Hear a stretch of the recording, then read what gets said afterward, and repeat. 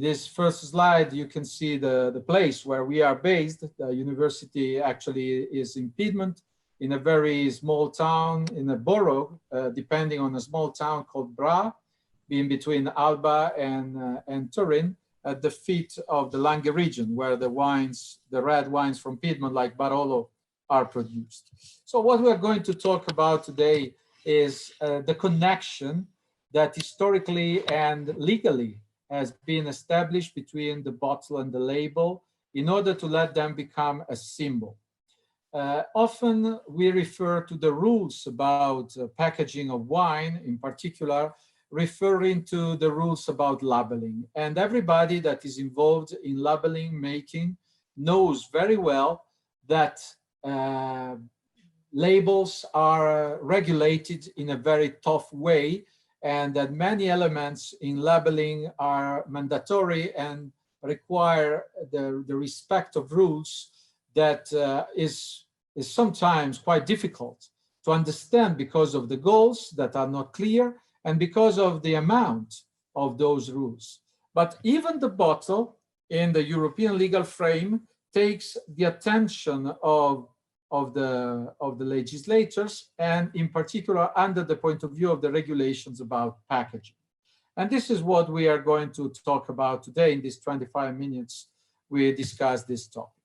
Regulation 33, released in 2019, brings the rules about labeling, the practical ones that are to be respected all around Europe. That means today in 27 countries. These rules go from the dimensions of the writings on the labels to the way some informations have to be given and to the amount of the mandatory informations. These rules go also interfere with the voluntary information that any company can give about the product alongside the mandatory information. We have legally two types of bottles that pair with a specific wine. In this slide, you see on the left of your screen, the so-called Flûte d'Alsace, that is a bottle used from Alsace and Lorraine in France to Mosel, to Rhineland in Germany, mostly for bottling into this kind of bottles, white wines based on Riesling, Gewürztraminer, and some other wines like Pinot Blanc or more rare kind of varieties of grapes. To go a bit to the label as well, when we think of the bottle used in Alsace in France, we easily remember the shape of the bottle. But if we go looking at with a bird's eye view to the labels of this area, we find that other elements strengthen the relation between the shape and the wine inside. These are four of the most famous wines from Alsace that are bottled in the bottles you've seen before. I think you can immediately check what is in common to these bottles, to these labels. Coats of arms refer to the families. Old style font, recalling the Gothic in some cases, or in any case, old style graphic font. Yellow color, because yellow color means a clearly distinctive label on a green or a dunkelblau, like they use in the Mosel, so more bluish green. The yellow label is immediately very evident on them. And at the end of the day, yellow label recalls the color of gold, the color of precious elements, the color of jewels. In this case, it's clearly evident that when you see a yellow label and that the Flûte d'Alsace, you immediately think Mosel or Alsace wines. But as I told you, there is also a nice story about box boitol. Because box boitol, it's a bottle reserved to German wines from Franken and part of Baden, to Italian wines from Trentino Alto Adige, and to Greek wines from Kefalonia and Paros, among the others. But box boitol is also the bottle that is referred to, that is protected to be used on a wine that everybody aged more than 50, so we can just exclude Laura Miotto from this, from this knowledge, knows very well and probably has never seen the box boitol used for wines from Franken, but it's very likely that he has seen the most famous Portuguese wine during the last 50 years bottled in box boitol. Actually, I think you are guessing what I'm referring to. I'm referring to Mateus. Mateus, that has been the huge success of Portuguese enology in the 70s, is still on the market. It's now sold in 20 million pieces all around the world, so a respectful amount of bottles. In the instant economy of today, there is no room for this kind of long-term strategies. In the life of a PDO, and most important, in the reputation of a PDO and the building of a reputation for a PDO, 25 years are just the beginning of the story. What can be done by producers and suggested by professionals today is to adopt a long-term visual marketing strategies for the wines and the spirits that go bottled and labeled in Europe in general. Sticking to a color for the labels, like the yellow in the case of Alsace wine, shaping the content according to a template with positions, with choices like, for instance, a graphic element dominating the label, individuating a bottle type. The producers of natural wines are making the same choices all around the continent in this moment. If you go buying natural wines all around Europe, what you're going to find are labels dominated by large graphic elements, drawings, pictures, paintings.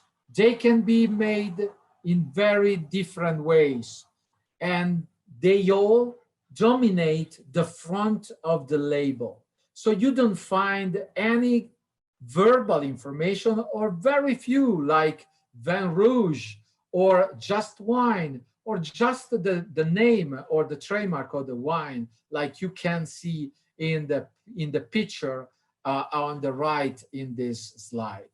Well, the natural wine producers have been creating the image of natural wine with this bottom-up activity, with this bottom-up movement. Because by refusing colored capsules, as you can see on the neck, by refusing to give many information on the top, on the label that is on the front of the bottle, by choosing disrupting images in order to give a very immediate impression of what the consumers are going to find, they have been actually creating the image, a grassroots created image for the natural wines, with a large success for this way of representing them. And at the end of the day, with the creation of a univoc way to market these products. The weak point of this grassroots movement exists. And this is the fact that today, if you are not a natural wine producer, but you want to imitate that way of, you can do it very easily. You adopt a large picture for your bottles, for your labels, and immediately you give the impression of a natural wine.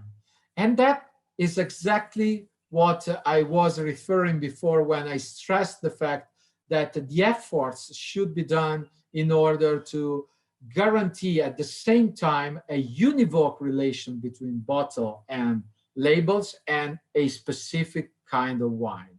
Because if this protection does not start from the very beginning, if people are preoccupied about the product and not enough about the packaging from the very beginning, then unfortunately the best occasions can be missed and missed forever. Going back to what you said, of course, there is sometimes a common language in terms of labels between, wineries that belong to the same territory denomination. I would like to just point it out what I believe a very interesting case studies. It is, of course, Champagne, because Champagne, if you see labels from Saint-James, they have a common identifications. They're all elegant. They have, nice papers. They have foils. They have what we call the embellishments. Yeah. And they express, luxury, of course, because this is what they want to dream of. So at the same time, label from champagne producer are the most innovative ones.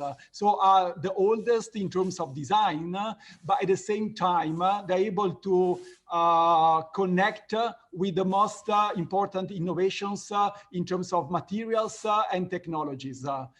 So I believe this is a great connection between a designer and what is the evolution in terms of packaging. They, of course, try to connect with what are the social trends that we have identified and just in relationship to our brands. Brand labels need to be tactile, need to have a kind of touch feeling. Then they must also be Instagrammable, because now we live in a social world thanks to the social media networks and so on, and people drink and they socialize what they drink.